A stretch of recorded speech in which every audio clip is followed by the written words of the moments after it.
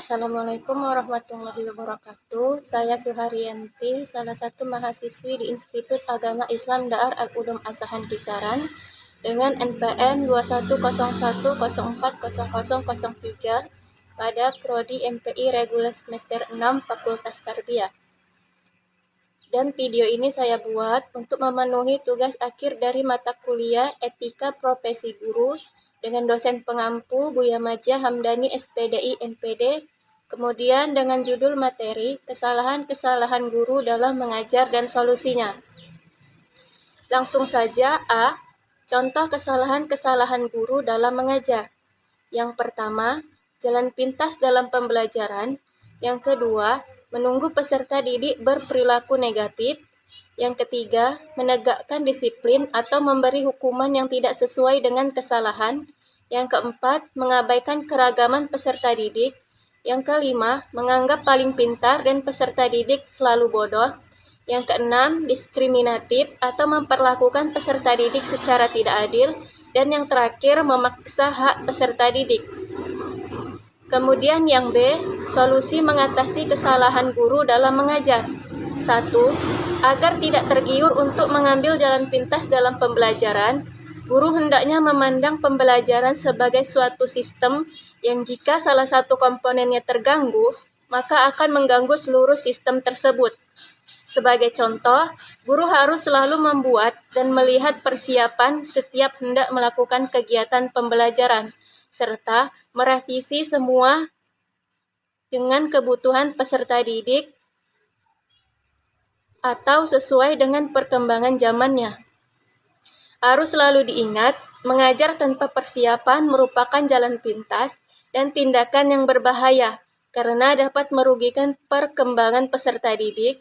Pengembangan rencana pelaksanaan pembelajaran atau RPP mutlak diperlukan, dan di dalam pelaksanaannya, guru harus terampil dalam mengelola organisasi kelas. Kemudian yang kedua, dianjurkan agar para guru senantiasa memberi perhatian dan penghargaan yang pantas kepada peserta didik yang berperilaku baik dengan cara menyediakan waktu yang sama dengan waktu yang mereka luangkan untuk peserta didik yang bermasalah. Maka dalam waktu kurang dari 3 bulan, banyak peserta didik yang akan berubah menjadi baik dan mereka sudah tidak berkunjung lagi ke ruang BK. Banyak peserta didik yang rajin mengerjakan pekerjaan rumah yang sebelumnya tidak pernah mengerjakannya karena tidak mendapatkan perhatian.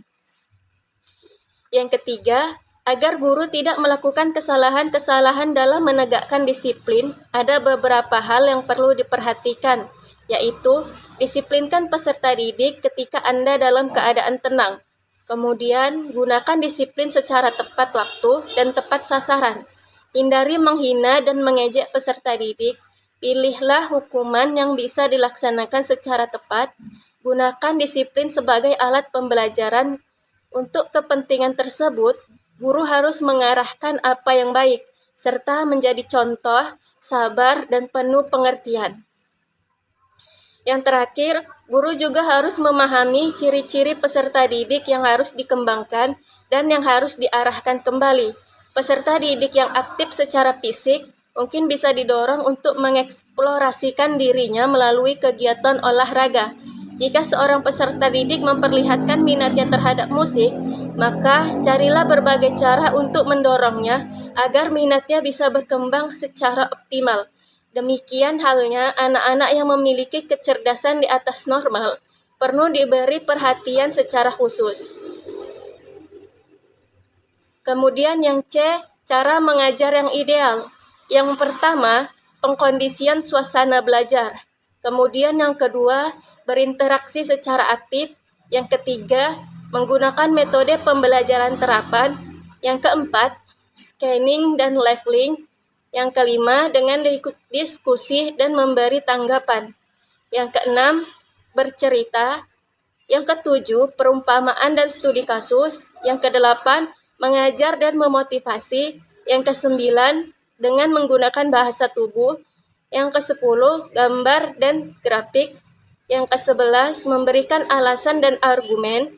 Kemudian yang ke-12, refleksi diri. Yang ke-13, afirmasi dan pengulangan.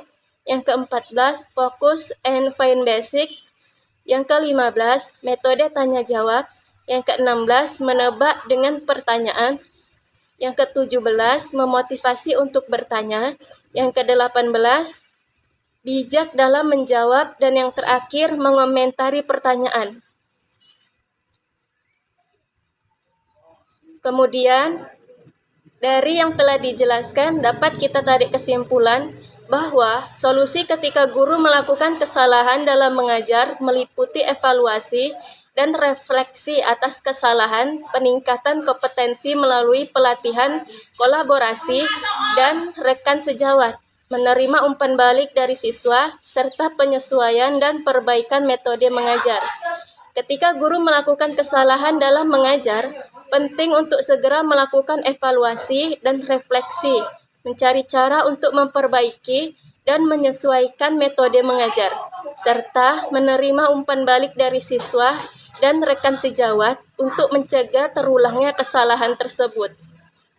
Sekianlah materi yang dapat saya sampaikan.